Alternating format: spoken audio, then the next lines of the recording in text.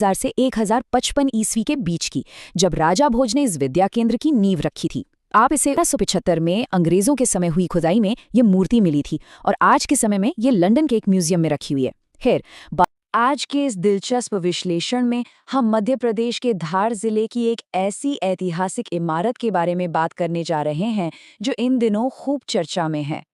धार भोजशाला। सदियों पुराना ये ढांचा आज इतिहास, आर्किटेक्चर और हमारे कानूनी सिस्टम के बीच एक बहुत ही पेचीदा बहस का केंद्र बन गया है। तो आइए एक निष्पक्ष मार्गदर्शक के रूप में इस पूरे मामले की तह तक चलते हैं। हम इतिहास के पुराने पन्नों से लेकर भारतीय पुरातत्व सर्वेक्षण यानी एएसआई की हालिया 2000 पन्नों की रिपोर्ट और हाई कोर्ट के अहम फैसलों तक की पूरी यात्रा एक साथ तय करेंगे।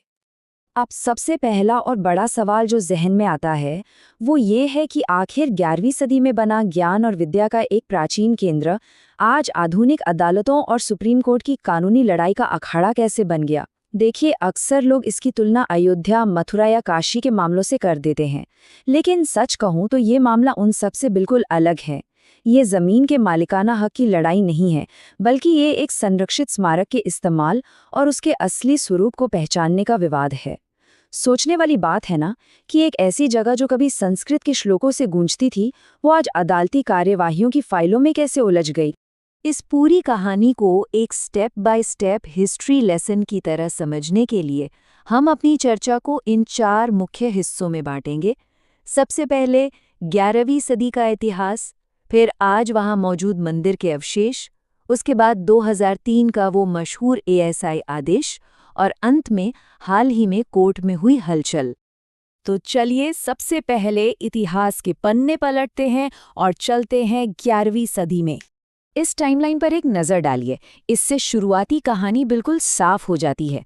बात है साल 1000 से 1055 ईस्वी के बीच की, जब राजा भोज ने इस विद्या केंद्र की नींव रखी थी। आप इसे उस जमाने का एक बहुत बड़ा गुरुकुल मान सकते हैं, जहां संस्कृत, वेद और भाषा विज्ञान की पढ़ाई होती थी। फिर 1034 ईस्वी के आसपास यहाँ ज्ञान की देवी वाग्देवी यानी माँ सरस्वती की एक बेहद खूबसूरत मूर्ति स्थापित की गई। एक बहुत ही दिलचस्प फैक्ट बताऊं, 1875 में अंग्रेजों के समय हुई खुदाई में ये मूर्ति मिली थी और आज के समय में ये लंदन के एक म्यूजियम में रखी हुई है। खैर, 1210 से 1218 ईस्वी के बीच इस जगह पर संस्कृत नाटकों का मंचन होता था, जिसके पक्के सबूत आज भी वहां के शिलालेखों पर मौजूद हैं। लेकिन फिर आता है 1300 का दशक, जब खिलजी वंश के नेतृत्व वाली मालवा सल्तनत ने इस क्षेत्र पर अपना कब्जा जमा लिया और यहीं से इस जगह की कहानी बदलने लगी।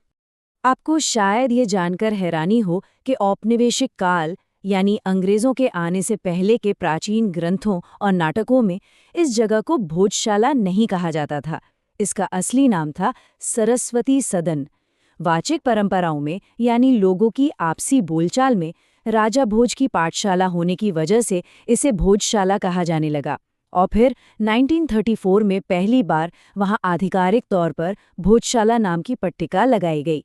लेकिन इसका जो मूल नाम था सरस्वती सदन, वो खुद इस बात की गवाही देता है कि ये जगह हमेशा से एक बहुत बड़ा एजुकेशनल और स्पिरिचुअल सेंटर था। अब इतिहास से निकलकर आते हैं वर्तमान में और देखते हैं कि आज वहाँ कौन से भौतिक साक्ष्य या अवशेष मौजूद हैं। 106 ये महज कोई रैंडम नंबर नहीं है। अभी हाल ही में जब हाईकोर्ट के निर्देश पर एएसआई ने पूरे 98 दिनों तक इस परिसर का साइंटिफिक सर्वे किया, तो क्या आप अंदाजा लगा सकते हैं उन्हें क्या मिला? उन्हें परिसर में पूरे 106 ऐसे खंभे मिले हैं जो इस ढांचे के मूल स्वरूप की पूरी कहानी खुद बयां करते हैं। जरा इस एएसआई सर्वे के नतीजों पर गौर कीजिए। सिर्फ खंबे ही नहीं, इस सर्वे में 94 मूर्तियां भी मिली हैं। इनमें बेसाल्ट और संगमरमर से बनी भगवान गणेश, ब्रह्मा जी, नरसिम्हा और भैरव जैसे देवी देवताओं की मूर्तियां शामिल हैं। और तो और परिसर में 150 से ज्यादा ऐसे शिलालेख मिले हैं जो ब्राह्मी, प्राकृत और संस्कृत में लिखे गए हैं, जिनमें बकायदा ओम नमः शिवाय जैसे मंत्र उकेरे गए हैं। दीवारों पर देवी देवताओं और पशु पक्षियों के चित्र हैं।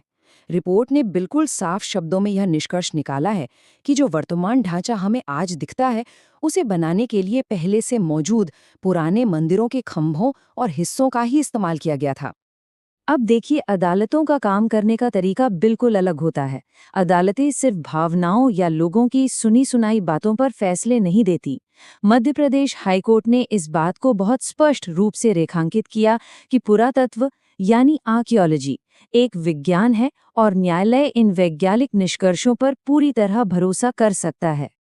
एएसआई की इस रिपोर्ट ने अदालत को वो मजबूत वैज्ञानिक आधार दे दिया जिससे यह साबित होता है कि यहाँ की वास्तुकला और अवशेष इसके मूल रूप से एक हिंदू मंदिर और शिक्षा केंद्र होने की तरफ इशारा करते हैं। चलिए, अब कहानी में थोड़ा और आगे बढ़ते हैं और आते हैं 2003 के उस एएसआई आदेश पर जिसने इस आधुनिक विवाद की नींव रखी। लोगों के बीच एक बहुत बड़ी गलतफहमी ये है कि उन्हें लगता है दरगाह और भोजशाला दोनों एक ही इमारत के अंदर हैं।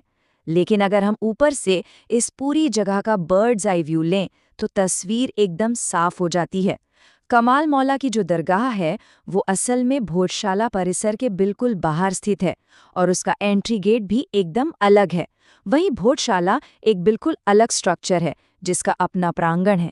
कहने का मतलब ये है कि दोनों की सीमाएं और रास्ते भौतिक रूप से एक दूसरे से पूरी तरह अलग हैं। तो फिर यहाँ नमाज का ये सिलसिला शुरू कैसे हुआ? ऐतिहासिक रिकॉर्ड्स बताते हैं कि 1935 से पहले इस परिसर के अंदर नमाज पढ़े जाने का कोई भी दस्तावेजी सबूत नहीं है। विवाद की शुरुआत तब हुई जब बाहर दरगाह में आने वाले लोगों की भीड़ अचानक बहुत बढ़ने लगी। तब जगह की कमी का हवाला देते हुए धार के उस वक्त के महाराजा से ये गुजारिश की गई कि जुमे यानी शुक्रवार की नमाज परिसर के बड़े प्रांगण में पढ़ने दी जाए। 1935 में महाराजा ने इसकी अनुमति दे दी, लेकिन ध्यान रहे ये कोई स्थायी अधिकार नहीं था, बल्कि भीड़ को मैनेज करने का एक टेम्पररी अरेंजमेंट भर था। अब इस सिचुएशन को मैनेज कैसे किया गया, इससे आप एक बहुत ही दिलचस्प छोटी लकीर बनाम बड़ी लकीर वाली एनालॉजी से समझ सकते हैं। 90s के दशक के आखिर और 2000 के दशक की शुरुआत में इसे लेकर काफ़ी विरोध प्रदर्शन हुए। एक पक्ष के पास साल के 52 शुक्रवार को नमाज पढ़ने का अधिकार था, जबकि हिंदू समुदाय को सिर्फ साल में एक दिन, बसंत पंचमी पर पूजा की अनुमति थी। लंबी कानूनी लड़ाई को टालने के लिए 2003 में एएसआई और सरकार ने एक आदेश निकाला। इसे आप कह सकते हैं कि उन्होंने छोटी लकीर के सामने एक बड़ी लकीर खींच दी। आदेश ये था कि मुस्लिम समुदाय शुक्रवार को कुछ घंटों के लिए नमाज पढ़ सकता है, लेकिन साथ ही हिंदू समुदाय को भी हर मंगलवार को पूजा करने का अधिकार दे दिया गया और बाकी के पूरे साल ये जगह सभी आम पर्यटकों के लिए खुली रहेगी। बैलेंस बनाने की एक प्रशासनिक कोशिश। और अब हम आते हैं वर्तमान पर, हालिया अदालती याचिकाओं और साल 2024 के उन फैसलों पर जिन्होंने सबको चौंका दिया। टीवी डिबेट्स में आपने अक्सर एक कानून का नाम बहुत सुना होगा, प्लेसेस ऑफ वर्शिप एक्ट या पूजा स्थल अधिनियम 1991। इस कानून के मुताबिक 15 अगस्त 1947 को किसी भी पूजा स्थल का जो धार्मिक स्वरूप था उसे बदला नहीं जा सकता। लेकिन एक बहुत बड़ा कैच है जो ज्यादातर लोग मिस कर देते हैं। ये कानून एएसआई द्वारा प्रोटेक्टेड हिस्टोरिकल मॉन्यूमेंट्स पर लागू ही नहीं होता। जी हाँ, और चूंकि धार की भोजशाला एएसआई की संपत्ति है, इसलिए ये अधिनियम इस मामले पर लागू नहीं होता है। ये एक बहुत ही क्रूशियल लीगल पॉइंट है। इसी कानूनी आधार पर साल 2024 इस विवाद में एक बहुत बड़ा गेम चेंजर साबित हुआ। हिंदू फ्रंट फॉर जस्टिस की याचिका पर सुनवाई करते हुए मध्य प्रदेश हाईकोर्ट ने एएसआई को एक बेहद डीप साइंटिफिक सर्वे करने का आदेश दिया। यहाँ तक कि सुप्रीम कोर्ट ने भी सर्वे को रोकने से मना कर दिया। और जब सर्वे पूरा हुआ तो एएसआई ने पूरे 2000 पन्नों की एक भारी भरकम रिपोर्ट कोर्ट में पेश कर दी। इस रिपोर्ट ने हवाई बातों को किनारे कर दिया और ठोस सबूतों के साथ साबित किया कि ये पूरा ढांचा प्राचीन हिंदू वास्तुकला और पहले से मौजूद मंदिरों के हिस्सों से ही बना है।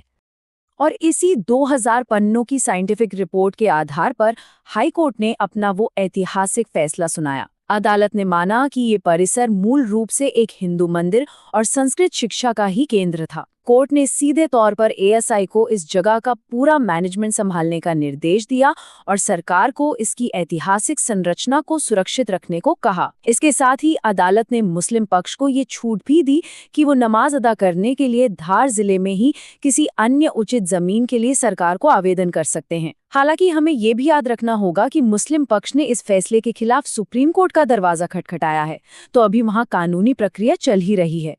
तो इस पूरे सफर के अंत में हम एक बहुत ही गहरे सवाल पर आकर खड़े हो जाते हैं।